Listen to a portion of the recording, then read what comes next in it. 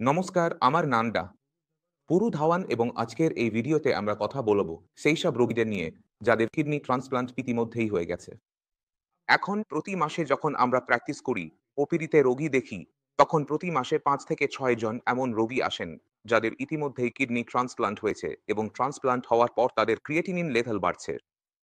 কেউ ১০ বছর আগে ট্রান্সপ্লান্ট করিয়েছেন, আবার কারো ২০ বছর আগেও ট্রান্সপ্লান্ট হয়েছে, কারো আবার ২ বছর আগেও হয়েছে। কিন্তু বিভিন্ন কারণে এখন তাদের আবার ক্রিয়েটিনিন লেভেলও বাড়তে শুরু করেছে। এখন এই কিডনি লেভেল আবার কেন বাড়ছে? এখন আমাদের কাছে এতে আর কি অপশন আছে সেটা বোঝা আপনাদের সবার এখানে দরকার।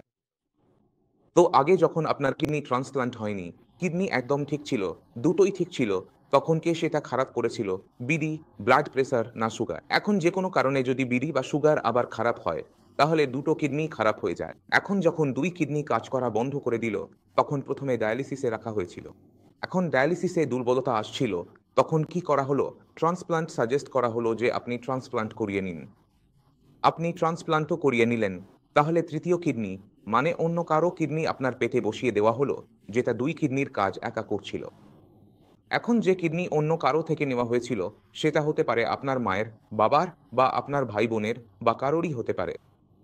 এখন সেটা আপনার শরীরে গিয়ে সেটাকে ফরেন বডি হিসেবেই ধরা হয়। আপনার শরীর সেটাকে গ্রহণ করে না।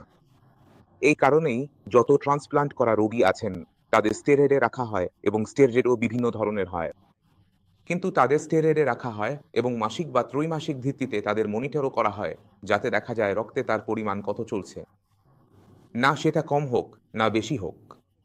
তবুও আমরা যত ইচ্ছা স্টেরয়েড দিই না কেন, অবশেষে এমন একটা সময় অবশ্যই আসে যখন সেই কিডনি পুরোপুরি রিজেক্ট হয়ে যায়, আবারও তার কাজ করার ক্ষমতা হারাতে শুরু করে।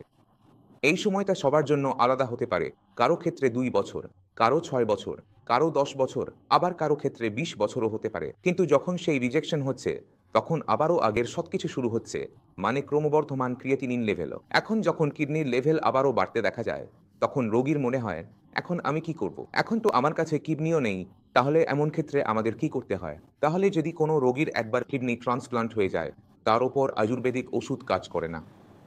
আমি আবারও বলব, যেসব রোগী ট্রান্সপ্লান্ট হয়ে গেছে, তাদের ওপর আয়ুর্বেদিক ওষুধ কাজ করে না। তাদের যেকোনো ধরনের আয়ুর্বেদিক ওষুধ থেকে দূরে থাকা উচিত, অর্থাৎ যেকোনো ধরনের চিকিৎসা থেকে দূরে থাকা উচিত, কারণ এখানে রিজেকশন হয়েছে স্টেরয়েডের ব্যর্থতার কারণে। যদি আমরা চাই আপনার কিডনি বেঁচে থাকুক, তাহলে আমাদের স্টেরয়েডের পরিমাণ বাড়াতে হয়। যখন স্টেরয়েডের পরিমাণ বাড়ানো হয়, তখন স্টেরয়েড থেকে হওয়া জটিলতার সম্ভাবনাও বেড়ে যায় এবং সবচেয়ে বড় যে সম্ভাবনাটি থাকে, তা হলো কার্ডিওভাস্কুলার ডিসঅর্ডার, অর্থাৎ আপনার হার্ট ফেল করার ঝুঁকি সবচেয়ে বেশি বেড়ে যায়। এখন যখন আমরা ওষুধ দিয়ে কিডনিকে থামাতে পারছি না, স্টেরয়েড আর বাড়াতে পারছি না, আমাদের আরও জটিলতা আসছে, তখন এমন ক্ষেত্রে রোগীর কাছে মাত্র ২টি অপশন বাকি থাকে। প্রথম অপশন কি? সেটা হলো সে আবার ট্রান্সপ্লান্ট করিয়ে নেয়। তাহলে যদি কিডনি পাওয়া যায়, বয়স মোটামুটি ঠিক থাকে, টাকার কোনো সমস্যা না থাকে, তাহলে আবার ট্রান্সপ্লান্ট করানো উচিত। আমি আবারও বলব, করানো উচিত। যদি এগুলো সম্ভব না হয়, তাহলে রোগীর সামনে ডায়ালিসিসে বেঁচে থাকা ছাড়া আর কোনো উপায় থাকে না। এখন ডায়ালিসিসের সাথে একটু জটিলতা হলো, যখন আমরা ডায়ালিসিস করি তখন আমাদের শরীরে দুর্বলতা আসতে শুরু করে।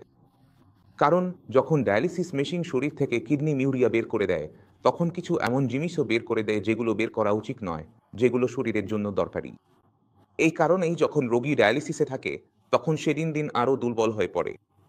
এমন রোগীদের বোঝা দরকার যে, যদি ডায়ালিসিস থেকে বাঁচতে হয়, তাহলে তাকে শুধু একটাই বিষয়ে কাজ করতে হবে, সেটা হলো খাবার, অর্থাৎ খাদ্য।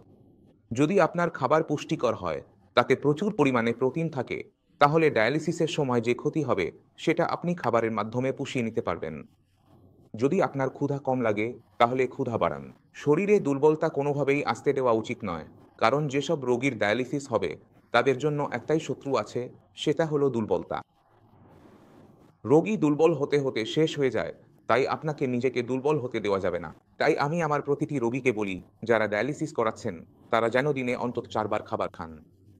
আপনাকে ক্রিয়েটিনিন নিয়ে চিন্তা করার কোনো দরকার নেই। ক্রিয়েটিনিন নিজে থেকেই কমে যাবে।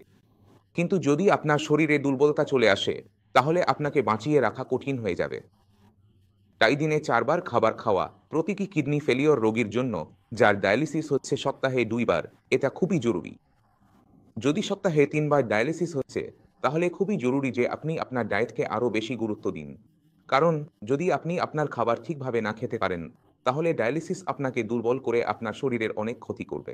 তাই এই ভিডিও থেকে বোঝার বিষয় হলো, আমরা ট্রান্সপ্লান্ট করিয়ে নিই ঠিকই, কিন্তু তাতে আমাদের যেসব জটিলতা আছে সেগুলো শেষ হয় না, শুধু কিছু সময়ের জন্য পিছিয়ে যায়। জটিলতা যখন আবার ফিরে আসে, তখন আপনি দুর্বল হতে পারেন না।